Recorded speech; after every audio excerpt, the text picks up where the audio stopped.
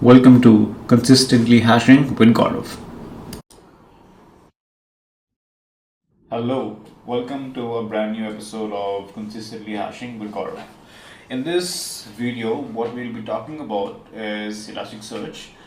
I wanted to cover a little bit of internals of how Elasticsearch works, and we will try to go into depth of how Lucene segments and the internal structure of how the Lucene segments are kind of laid out.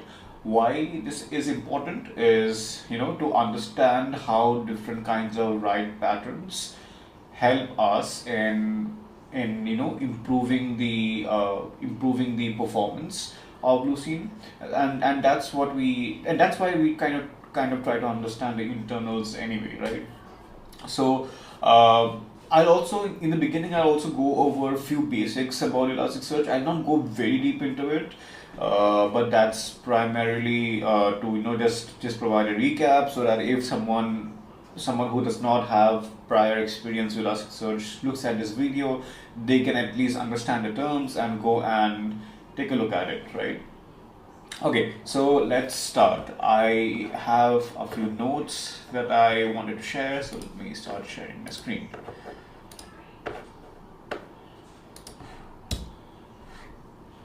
Awesome. So I hope you're able to see my screen. So the first one that I wanted to show you is ES nodes. Before going deep into this, let me stop sharing for some time. Before going deep into this, I hope all of you know that Elasticsearch is a distributed document-based data store. What it means is that there is a concept of structure via Elasticsearch mappings, but more or less it's more free flowing, and you can configure it to be free flowing, and everything is stored as a document. Elasticsearch started out as a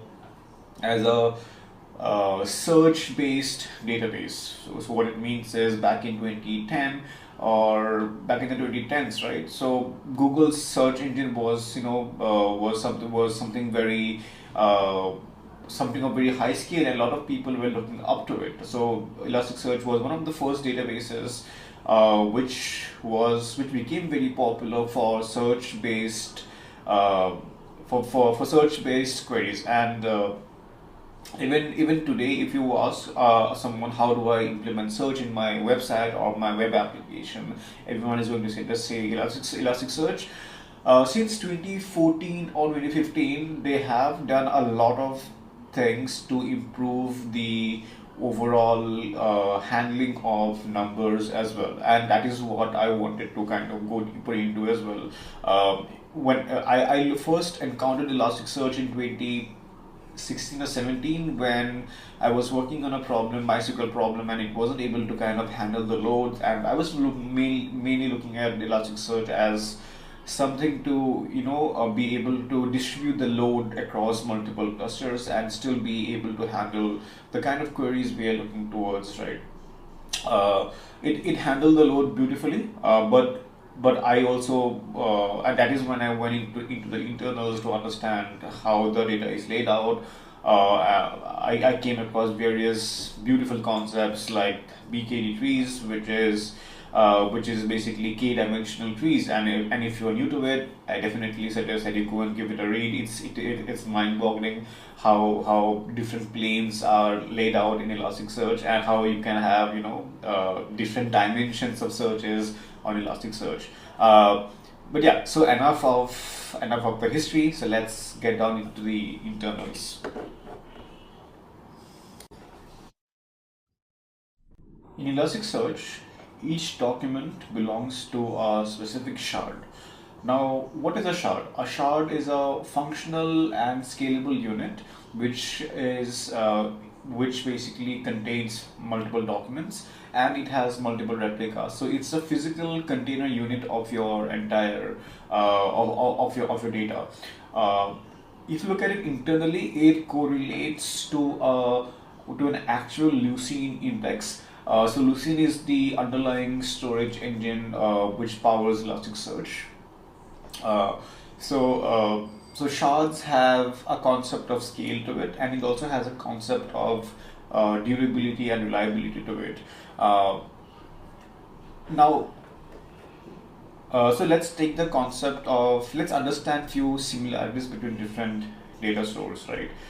Your an index in Elasticsearch is similar to a table in Postgres or a collection in Mongo.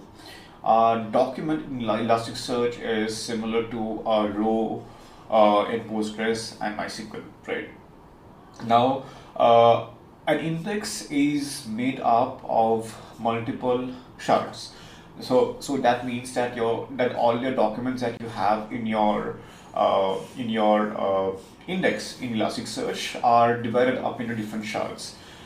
Each shard has multiple replicas as well. Now, what are these replicas, right? So, in order to ensure that if a particular node goes down, that you don't lose any data, there are replicas that Elasticsearch makes of those functional units, which we call as shards, right? Since shards are uh, internally almost a Lucene index, so when a search query comes to Elasticsearch, what it does, it kind of fires multiple parallel queries across all the shards that it is interested in. Now, shards also contain metadata about the kind of data it is storing or the range of data that it is storing as well.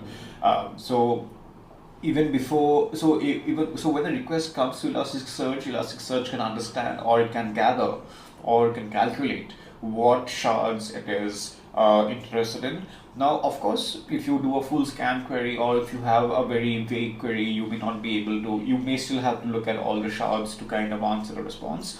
But shards have a lot of metadata as well associated with it. Let me share a, a diagram which explains this in more detail. Yes, so this is the Elasticsearch shard architecture. The first is the shard unit. It is, so like I mentioned, it's a physical container. It has a directory of different types of data structures that we store on Lucene. I'll talk about how what are the different data formats that we store in Lucene or Elasticsearch, right? Because there is not a single representation. There are multiple representation of the same data that we have in Elasticsearch and Lucene. So the first is that it's a shard unit. It's immutable, and it's the smallest unit that is moved when you have cluster rebalancing. Now, like I spoke about, we have the concept of primary shard, and we have replica shards. So now replica shards are used for redundancy. So which means that if you have the required amount of nodes, your shards will be replicated to different nodes, so that if a particular node goes down, then then Elasticsearch will decide which Elasticsearch will basically decide which other node to kind of make as the primary for that shard. So we'll go into that as well later on. And there are multiple internal shard components. There's the inverted index, which which became very popular because of Google. Google search initially was based out of inverted index.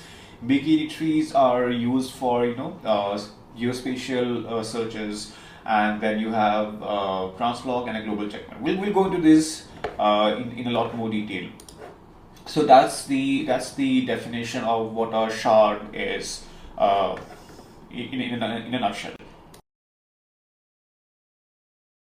So in the last section, we were talking about how shard is a complete Lucene index, and what that means is that you can conduct.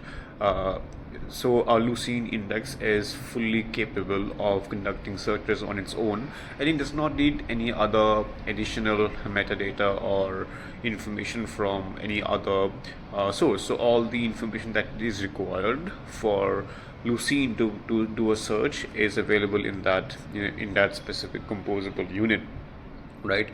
Now, a Lucene index is made up of multiple Lucene segments. A segment is similar to a block of data, and Lucene manages all its data, all the data that is stored in the index in segments, in multiple segments. So, to recap, an Elasticsearch contains of multiple shards. A shard is a Lucene index, and a Lucene index has multiple segments. So for Lucenes, a segment is the most atomic or the most granular unit of data store that is present right now. Right. Now, a segment contains data in multiple formats. It contains data in the inverted index format. It contains data in a dog value format, which is similar to a columnar store, and it stores data in the raw string format as well. Uh, so if you're not aware of it, an inverted index is used to an inverted index is mainly useful for search engine kind of queries. For example, if you want to find out if a specific term is present in how many of the documents, then you use an inverted index. Dog values or the columnar store is used for Elasticsearch aggregations. What Elasticsearch aggregations tell you is if you want to find out, let's say, the total number of documents or that falls into a specific bucket based on a specific query, you use Elasticsearch aggregations, right? So uh, a Lucene segment has multiple ways to store data so that it's able to support different kinds of queries as well.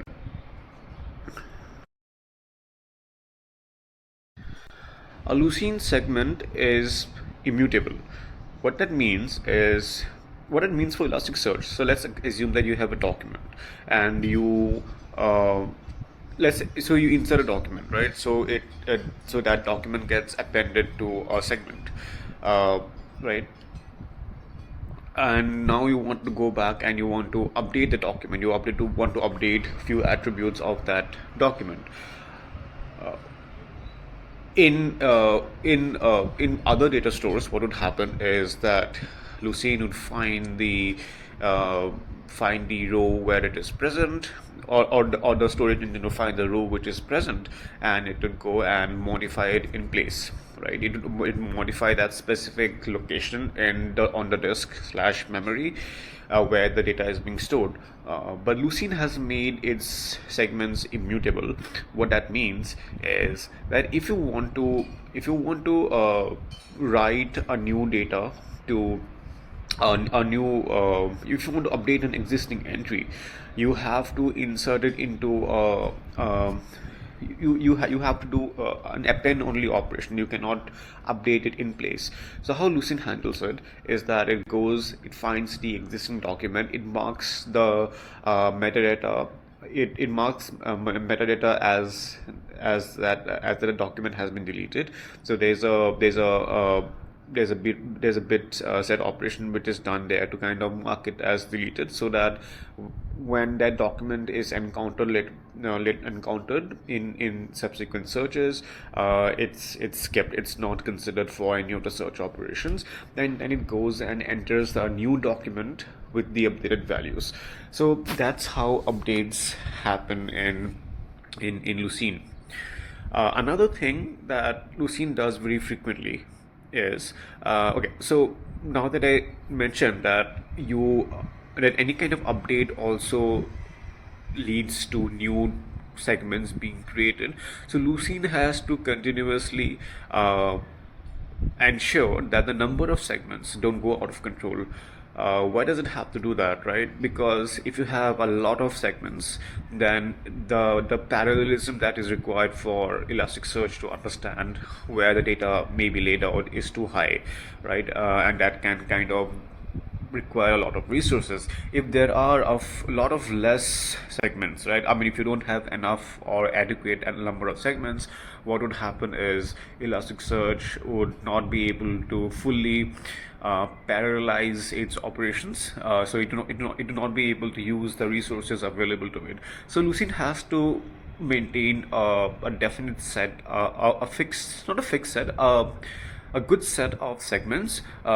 It shouldn't be too high, it shouldn't be too less, right? So Lucene does something called segment merging, where it identifies various smaller segments and it tries to and it tries to merge them based on some metadata, and it also keeps its own metadata information in the segment itself, right? So what it means is that data is being continuously reshuffled around when a Lucene segment merge happens, and in these segment merges, what uh, it also identifies older you identifies documents which have been deleted, and also updates data which is not required, right? So that is how Lucene segment merges happen.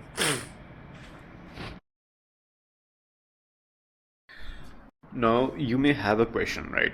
So if Lucene is doing segment merging in the backend when updates are happening or when it has to reshuffle data around, how does Lucene ensure that when you are doing searches and if a segment merge is happening in the background, because you cannot control, as a user, you cannot control when the segment merge is happening, right?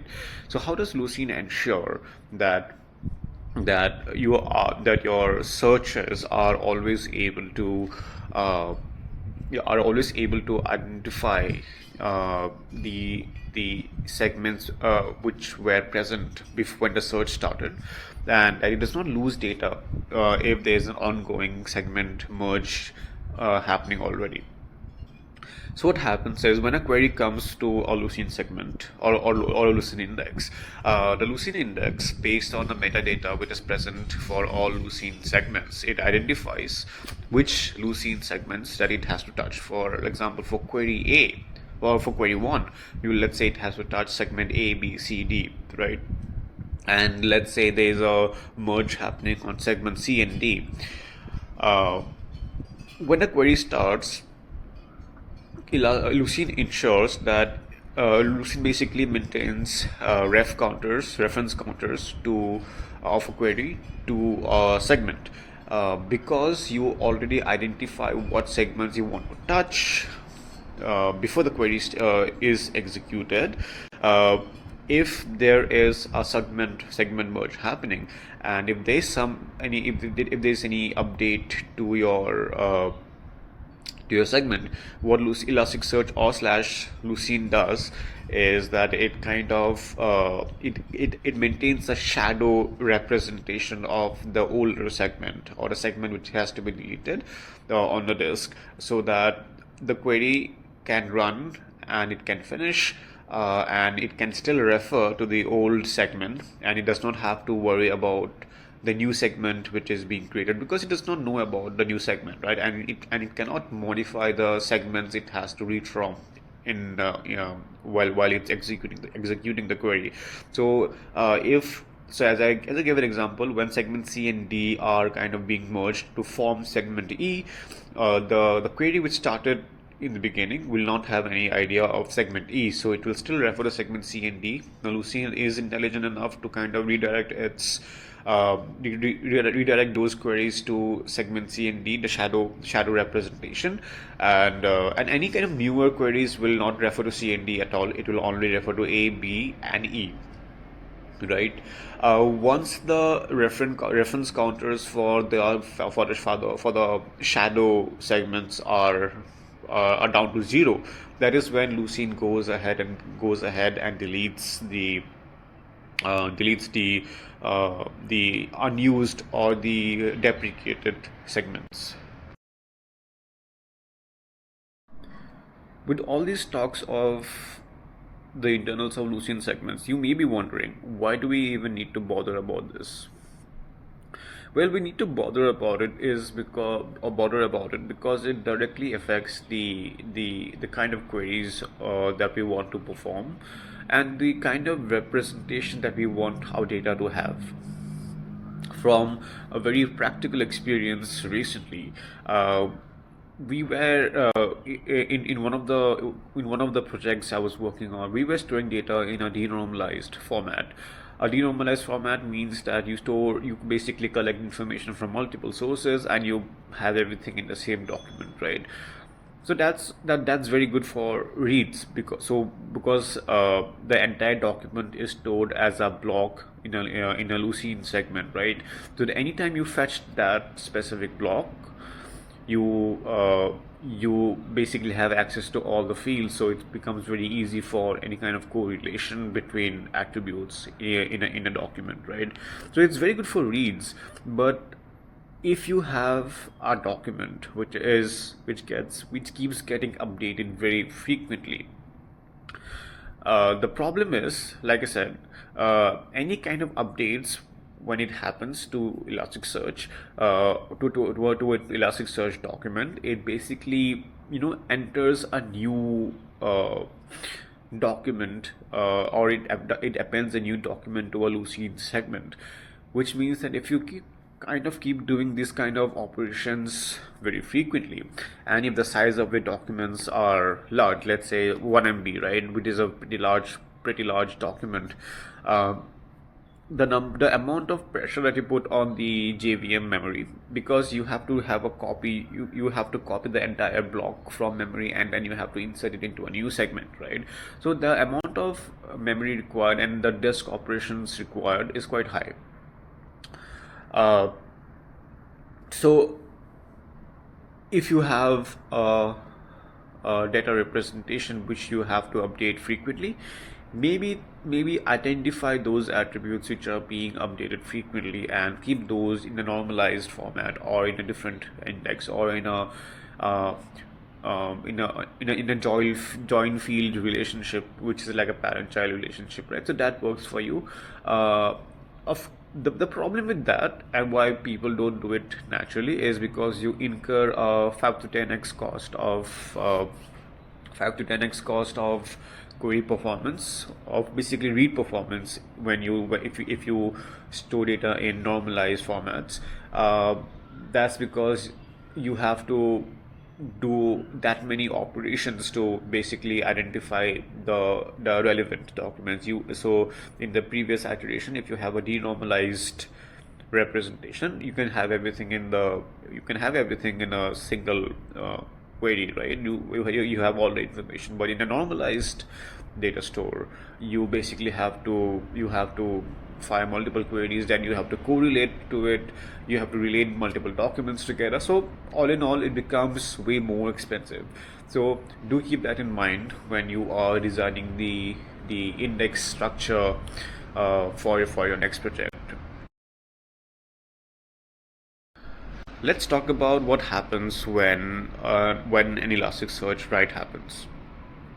When Elasticsearch write happens, there are mainly two paths that it takes depending on the configuration that you have provided. The first thing that it does is that it has something called a translog, which is similar to a write ahead log that we have, that is very common for most databases. So the main reason for the write ahead log is to have an append only record. Again, it's immutable, but it does not have to convert data into a complex format. So you basically get data, and you directly write to the disk. And if you are able to write to the disk, it means your data is persisted. And usually that means that even if your system crashes, because of the amount of replication that you have, even if your system crashes, there's a high probability that you would still have access to your data. So that's the translog path. The other path is the path where Lucene has to now update its segments. And when I say update its segments, not update the document in place, but basically add more data to its segments, and keep its indexes updated. Basically, formulate the data into the different representations, like I mentioned, like the inverted index, the BKD trees, the columnar store as well, right? So it has to convert data into all these formats, which is kind of compute and memory intensive as well. So the second path that Elasticsearch or Lucene takes when a write happens is that it first updates its internal memory buffer. In the internal memory buffer, it updates it so that if there is a search which is happening in the time being, it does not have to wait for that specific document to be persisted to disk in the segment tree or index format, right? Because that's expensive. So if it's available in the internal memory buffer, that means your queries that you perform can also refer to those documents in memory, and those documents are available only in memory. And it has not been written to the segment disk for now. It has not been persisted to the segment store, right? And that still works, and there's not a lot of chance of failure there, because even if Elasticsearch crashes in between or there's some power outage which happens, you still wrote the translog or the write ahead log before you put it into the internal memory buffer. So when Elasticsearch boots up, it ensures that your translog and the Lucene segments are up to date, and only then it goes ahead and writes and starts basically serving search queries.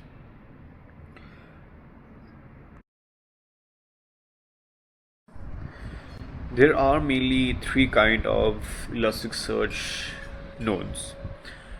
There are more, but we'll not kind of count them because that's kind of very specialized actions, and they are not, and we don't need to know about them. So the first is the master node, then we have the data node, and then we have the coordinating node. Uh, Different types of nodes does not mean that you need to have that you can have only one node type per node. Let's say you have one machine, right? Does not mean that you need to run three machines to run Elasticsearch. If you have one node, some of these operations are moot, but you could still run all the different types of nodes on a single machine as well. They're like different functionalities that your node uh, performs for Elasticsearch. Um, so the first is the master node. So master node is, as the name suggests, is the node which kind of has the entire layout information, the how many number of shards are there, where are the shards replicas in good health. So it contains all those kind of metadata about shard and the layout and the node as well, right? Then you have the data node. A data node is the actual place where you store data. So all the queries that you're doing, all the updates that you're doing, that actually gets stored in the data node. Now, like I said, you could still have a master node and the data node in the same machine. I mean, there's still different actions, but you could still co-locate them into a similar machine. Then you have the coordinating node. So the coordinating node is like a router. So you basically treat it like a query router. Because Elasticsearch is distributed, your coordinating node it basically understands what shards to talk to or what nodes to talk to, which correlate directly with your query, and then it does a scatter and gather kind of operation. It basically scatters your request into smaller chunks to the nodes which may have the data that you are looking for, and then it kind of waits for the response. It gathers the responses from all of the nodes and kind of answers. It collapses or reduces the data into the format that the user needs, and it sends back the response to the user. uh, so those are the three main type of nodes, that node types that we or node functions that we have for Elasticsearch. Why they have been separated out is if you are working in a highly distributed or a cluster with, say, let's say 100 or 1000 nodes, you may need to have a certain set of nodes which are just doing scattering and gathering, because they are like very memory intensive operations.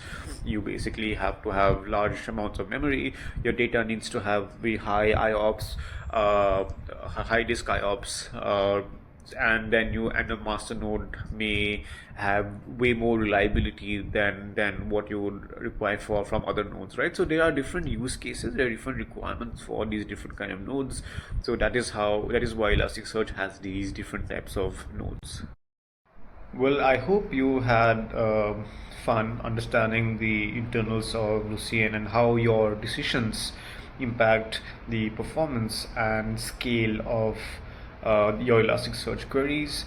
Do let me know if you have any queries, and happy learning. Bye bye.